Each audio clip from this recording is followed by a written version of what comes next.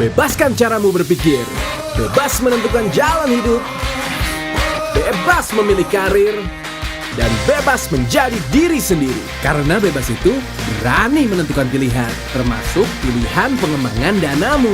Di platform peer-to-peer lending Akseleran, berani bebas, berani akselerasi. Akseleran, maju lebih cepat.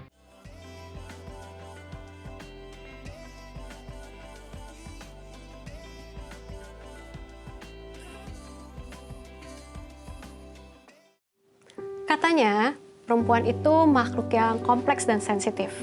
Tapi dengan segala kerumitan dan ketidaksempurnaan tadi, aku bangga menjadi seorang perempuan. Dan ini adalah cerita tentang kita, para perempuan. Menjadi perempuan adalah sebuah perjuangan yang tak pernah usai. Menjadi perempuan adalah sebuah kebanggaan. Ada cerita para puan.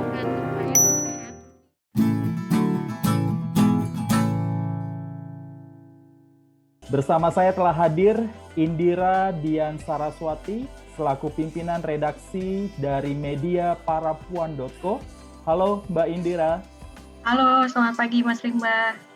Dan juga tentu pemirsa sudah mengenal dengan baik, yaitu dengan Eben Napitupulu selaku Vice President Sales dari PT Akseleran Keuangan Inklusif Indonesia. Halo Bang Eben.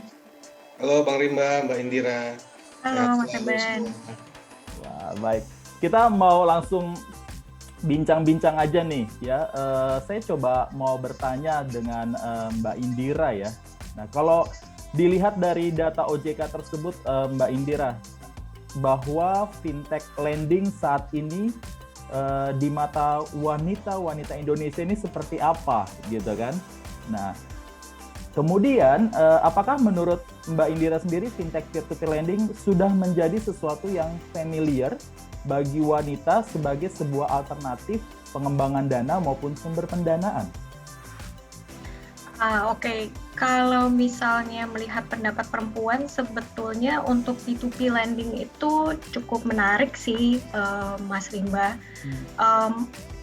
Mungkin saya boleh share sedikit karena saya sempat ketemu sebuah kutipan dari salah satu narasumber kita di KG Media gitu ya, perempuan di KG Media, yang bercerita soal P2P lending. Jadi mungkin ini bisa jadi pembukaan yang menarik nih buat diskusi.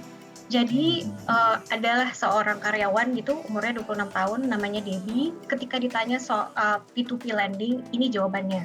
Jadi dia sudah terlibat dalam P2P lending, lalu dia merasa bahwa P2P lending itu lagi naik daun. Lalu dia research dan dia coba sign up, dan dia beruntung karena menurut dia memulainya tidak susah, apalagi investnya gampang karena bisa diakses di mobile maupun di komputer.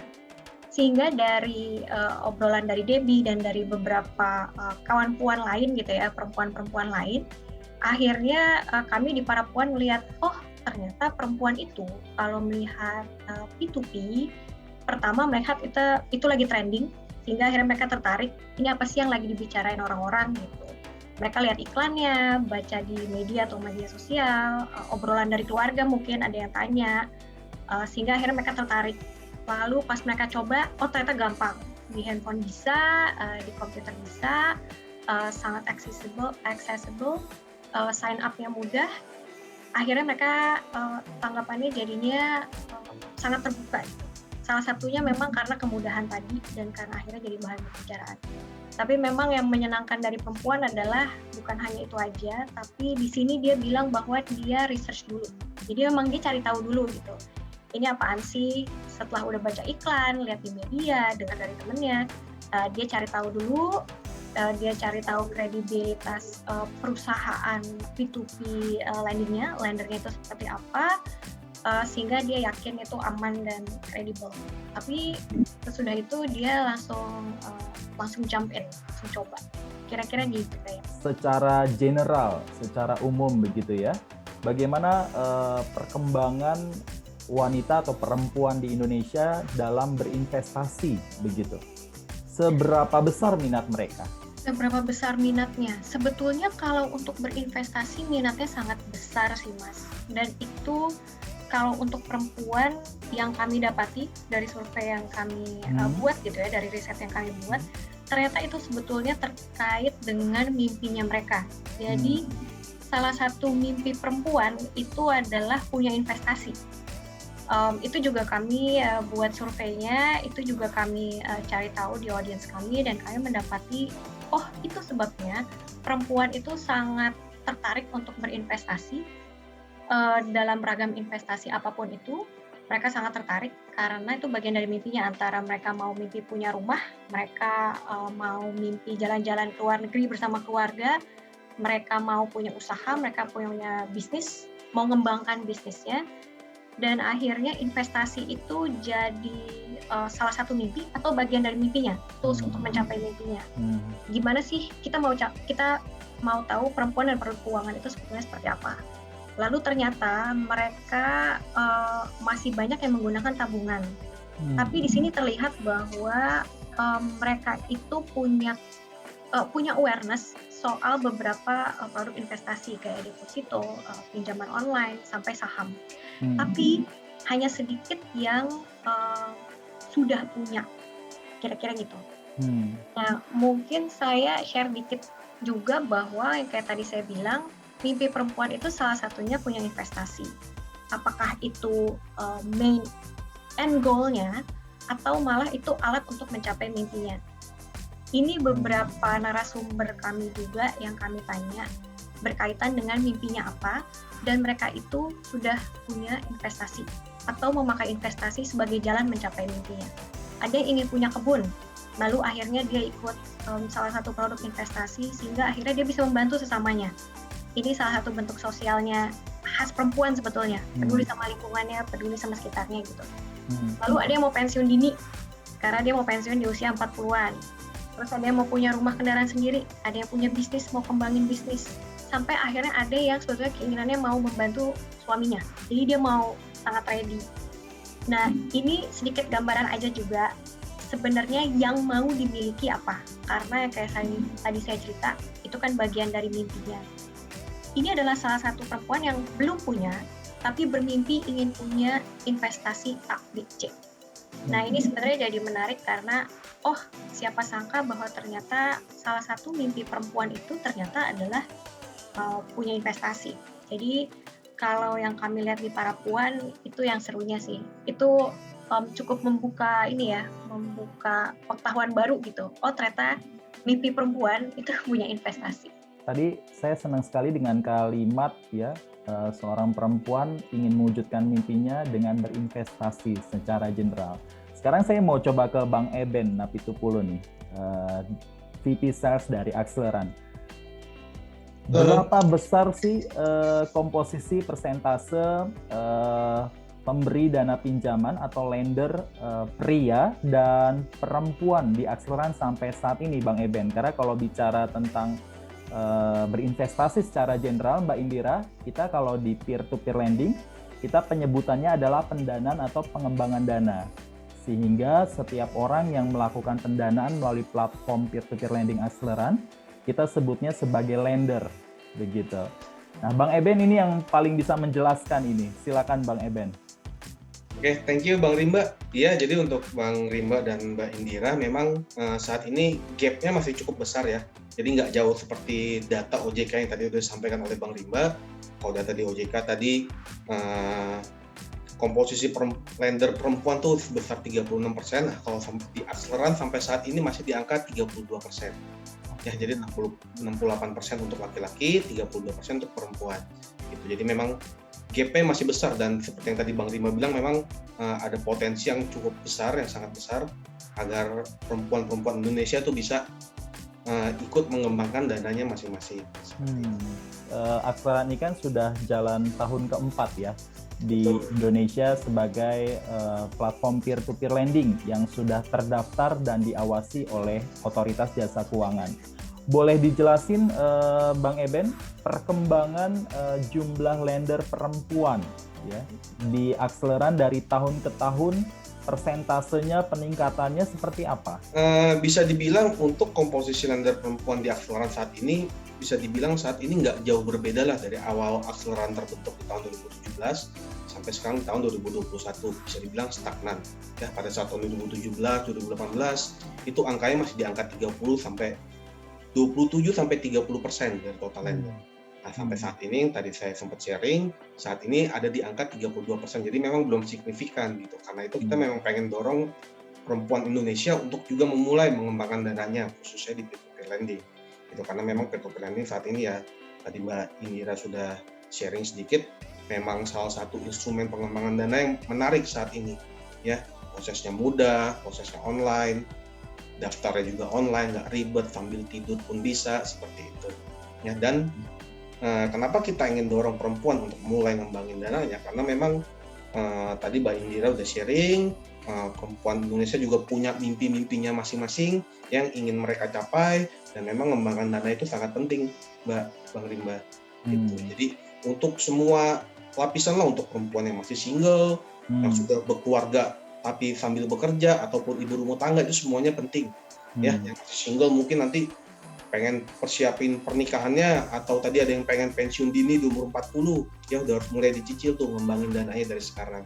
Ya, yang udah rumah tangga pun penting pada masa depan, untuk masa depan keluarga. Contohnya untuk pendidikan anak, ya, untuk pembelian aset, misalkan pengen punya rumah atau punya mobil, ya, ataupun memang persiapan masa pensiun mereka untuk dirinya sendiri atau untuk suaminya juga. Teman-teman memang merasa, wah saya nggak pengen anak saya jadi generasi sandwich nih, nggak mau nanti tua ngerepotin anak, udah dipersiapin dari sekarang untuk masa pensiunnya. Nah, Mbak Indira, kira-kira apa sih karakter perempuan yang sebetulnya bisa menjadi kunci ketika melakukan pengembangan dana? Kalau saya lihat dari data yang sudah ada, ya, itu rata-rata menyebutkan perempuan itu bisa dikatakan minim risiko, karena dalam melakukan pengembangan dana itu selalu cenderung lebih berhati-hati dibandingkan dengan pria. Nah, kira-kira seperti apa nih Mbak Indira karakter perempuan di Indonesia supaya mereka tuh juga semakin berani akselerasi untuk melakukan pengembangan dana di platform peer-to-peer lending seperti di Akseleran misalnya? Kalau saya juga perempuan kan soalnya ya, jadi ketika akhirnya melihat ke diri saya sendiri dan melihat ke teman-teman audiens gitu ya, ke perempuan, ternyata kalau saya pikir-pikir, terus saya bikin listingnya, kira-kira ada 4 atau 5. Beberapanya tadi sudah saya sampaikan di depan. Kalau untuk urusan pengembangan dana yang ternyata jadi kunciannya perempuan dan itu bisa memastikan dia sukses, pertama sebetulnya dia selalu mau tahu, dia kepo. Mungkin laki-laki juga kepo, tapi keponya perempuan itu dia banyak sekali akan detail bertanya. Dan sebetulnya itu adalah sebuah kelebihan yang bisa dipakai ketika mereka ingin mengembangkan dananya dengan produk-produk yang tersedia gitu ya. Misalnya dia selalu mau tahu, jadi dia riset, dia akan banyak baca, dia akan banyak bertanya. Ketika sudah punya jawabannya pun dia akan lebih detail lagi bertanya.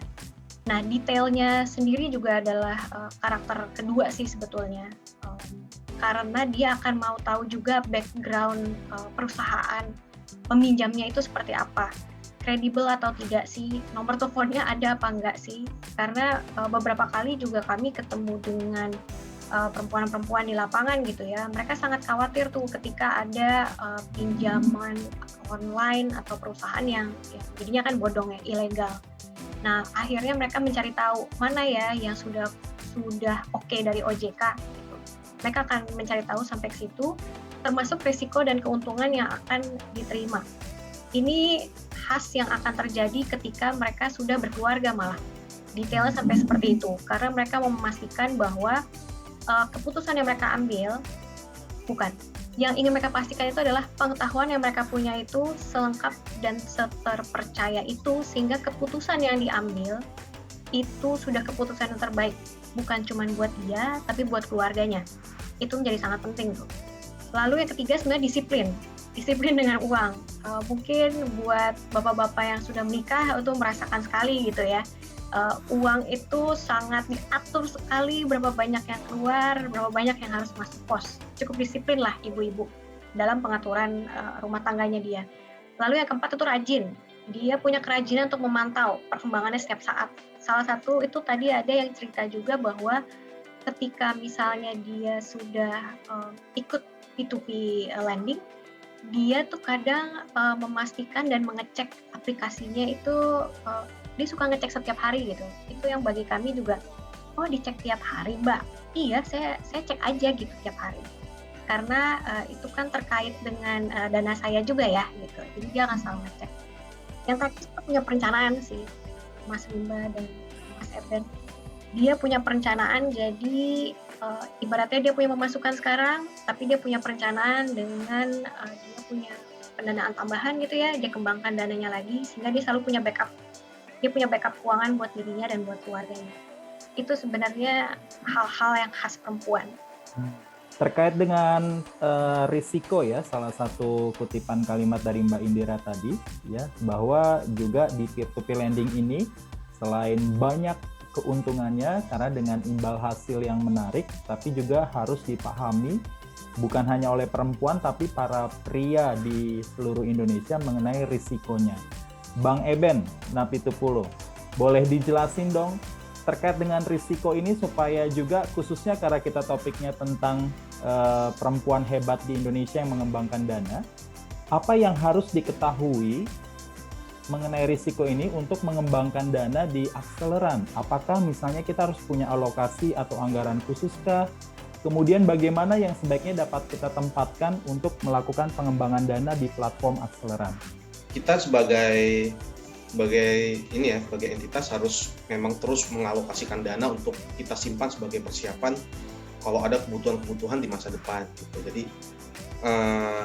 ada metode untuk pengalokasian dana atau penghasilan kita yang cukup populer, itu namanya prinsip 40-30-20-10 gitu. Jadi seperti apa sih? 40% dari dana yang kita dapat, jadi bisa dibilang dari penghasilan kita lah, 40% dari penghasilan kita itu kita pakai memang untuk kebutuhan hidup sehari-hari dan hiburan kita ya, untuk makan, untuk pakaian, termasuk kalau sekarang tuh untuk Netflix, untuk Spotify, itu harus masuk di situ di 40%. Termasuk buat tabungan untuk liburan, itu masuknya di situ ya. Lalu yang kedua 30% itu kita pakai buat membayar cicilan kita. Nah, jadi misalkan kita punya cicilan rumah, cicilan kendaraan, lalu misalkan cicilan gadget, itu jangan sampai melebihi 30% dari penghasilan bulanan kita ya. Atau misalkan buat perempuan yang berumah tangga, jangan sampai melebihi 30% penghasilan suami, misalkan seperti itu, cicilan seluruh keluarga. Lalu yang 20% ini yang jarang orang ketahui, yang jarang orang aplikasikan, yaitu kita harus menabung. Kita harus simpen 20% dari penghasilan bulanan kita untuk persiapan nanti di masa depan. Baru yang terakhir 10% dari penghasilan kita itu biasa kita pakai untuk bisa untuk amal atau ada kegiatan keagamaan dan lain-lain ya. Nah, lalu yang menarik dari 20% tabungan ini ya, itu kita di sini nggak bicara soal peer-to-peer lending aja ya, kita harus mendiversifikasi 20% dari penghasilan bulanan kita tersebut ya. Jadi nggak hanya misalkan kita penghasilannya sebulan 10 juta, berarti 2 juta kita tabung, nggak seluruhnya 2 juta taruh di tabungan biasa di bank ya, itu juga nggak baik ya. Itu menjadi kebiasaan yang kurang baik lah dari masyarakat Indonesia. Pada saat ada lebih tabungan ditaruh di bank aja nggak diapa-apain. Itu tetap harus ada komposisi. Kita nggak bicara soal peer-to-peer lending saja, bisa sebagian di reksadana, sebagian di peer-to-peer lending, atau sebagian lagi di misalkan mau nabung emas, nabung saham dan lain-lain seperti itu. Nah, nanti di dalam masing-masing instrumen kita diversifikasi lagi. Misalkan di reksadana kita taruh sebagian, nanti dibagi. Reksadana kan banyak jenisnya, ditaruh juga disebar. Nanti di dalam peer-to-peer lending, contohnya di akseleran, di dalamnya kita diversifikasi lagi. Kan pelaku usahanya banyak di akseleran, ya masing-masing kita taruh kecil-kecil seperti itu. Kata kenapa jangan lupa dalam mengembangkan dana atau berinvestasi ada 3 hal yang harus kita perhatikan. Ya, pertama tentu bunganya berapa sih kalau kita naruh di instrumen reksadana atau peer-to-peer lending akseleran ya. Yang kedua likuiditas tuh gampang dicairin nggak? Contoh misalkan kita dapat warisan 1 miliar, seluruhnya kita beliin rumah, tiba-tiba kita butuh misalkan dana darurat, bisa nggak kita jual rumahnya 2 hari atau 3 hari langsung laku? Nggak bisa, jadi masih harus nunggu misalkan 6 bulan bahkan setahun. Gitu. Jadi likuiditas juga penting untuk diukur. Nah, yang ketiga yang nggak kalah pentingnya dan orang-orang kadang ngelupain itu resikonya, tingkat resikonya. Gitu. Tiap instrumen itu pasti ada resikonya, di mana bisa dibilang resiko sama return tuh selalu sejalan lah. Makin tinggi resiko, makin tinggi returnnya tentu resikonya makin tinggi. Nah, jadi buat masyarakat Indonesia khususnya ya perempuan-perempuan Indonesia, begitu misalkan ada yang nyamperin nawarin nih investasi di tempat saya yuk, bunganya tinggi, resikonya rendah, udah patut dicurigai itu. Gitu. Dan memang sense-nya perempuan tuh lebih tinggi di situ. Nih too good to be true nih, kita harus periksa lebih, harus cek lebih dalam lagi seperti itu. Ya.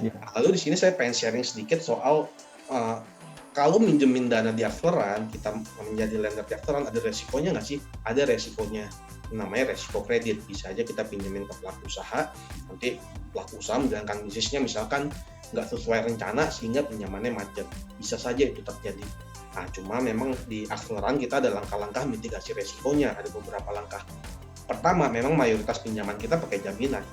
Ya, kita 90% lebih pinjaman kita pakai jaminan. Dan jaminan tersebut kita ikat secara hukum. Seperti itu. Nah, lalu yang paling menarik sekarang, hampir semua pinjaman kita itu pakai asuransi kredit. Jadi amit-amit Mbak Indira, Bang Rimba, apabila kita naruh satu dana kita di satu pinjaman, misalkan kita naruh 1 juta, lalu macet, pelaku usaha yang nggak bisa balikin, itu memang sudah di-cover asuransi kredit sebesar 90% dari pokok. Ya, jadi nanti begitu asuransinya cair, 900.000 langsung dibalikin ke kita. Ya, sisanya itu 100.000 bisa dibilang jadi resiko pendanaan kita, seperti itu. Nah, itu langkah-langkah dari akseleran untuk mitigasi resiko. Namun ada satu langkah lagi yang hanya bisa dilakukan oleh lender-lender kita, yaitu lakukan diversifikasi pinjaman. Ya, kalau kita invest 10 juta, jangan langsung ditaruh di satu pelaku usaha. Disebar aja misalkan ke 20 pinjaman, masing-masing pelaku usaha 500.000 aja. Biar amit-amit kalau satu ada yang macet, yang lain masih jalan. Nah, yang macet ini pun nanti diganti sama asuransi kredit. Jadi resikonya makin tertekan. Seperti itu. Jadi memang dalam mengembangkan dana jangan lupa bunganya, lalu yang kedua likuiditasnya, yang ketiga resikonya harus bisa kita ukur juga. Seperti itu. Wow. Lengkap semua ya, Pak Ben ya. Bagaimana manfaat dan peluang perkembangan layanan fintech peer-to-peer lending untuk perempuan-perempuan Indonesia dapat mewujudkan mimpi-mimpinya? Misalnya kayak diversifikasi tadi, mungkin ada perempuan yang dia ngecek setiap hari, kayak tadi saya cerita, tapi mungkin dia belum melakukan diversifikasi. Mungkin dia belum tahu pentingnya tuh melakukan diversifikasi buat keamanannya dia dan sebetulnya buat mengembangkan dananya juga gitu kan. Itu saya rasa jadi poin-poin yang banyak perempuan juga perlu tahu. Ditambah lagi kan pandemi ini game changer juga ya buat perempuan gitu. Perempuan yang misalnya tadinya di rumah dia tidak punya usaha, dia tidak bekerja, karena pandemi mau nggak mau dia harus punya tambahan penghasilan. Harus ada yang masuk tuh ke keluarganya. Saya rasa tips-tips kayak begini tuh jadi sangat penting buat perempuan ya, bahwa ada P2P lending seperti akseleran gitu ya, menawarkan pengembangan dana yang mereka bisa utilize, yang mereka bisa pakai, manfaatkan. Itu perlu diketahui sih sama perempuan. Plus tips-tipsnya tadi itu, tipsnya itu sangat. Kenapa perempuan Indonesia harus mengembangkan dananya di akseleran? Pertama, memang harus samalah perempuan dan laki-laki di Indonesia saat ini ya. Jadi literasi keuangan kita memang harus ditingkatkan ya. Kita harus tahu bagaimana pentingnya itu sebuah pengembangan dana ya.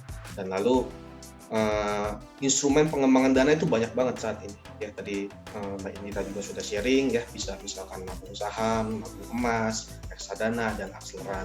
Ya, cuma memang peer-to-peer lending saat ini lagi jadi primadona lah gitu Mbak Indira sama Bang Rimba ya. Kenapa?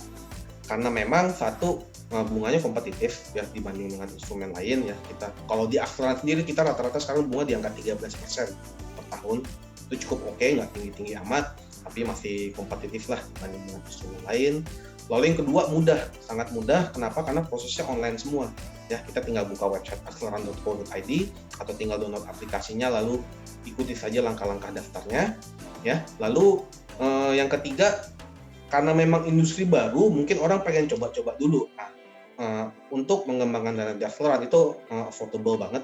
ya. Jadi mulai dari Rp100.000 kita sudah bisa mulai ikut penggalangan dana di Akseleran seperti itu. Jadi murah, simple, dan memang bunganya kompetitif.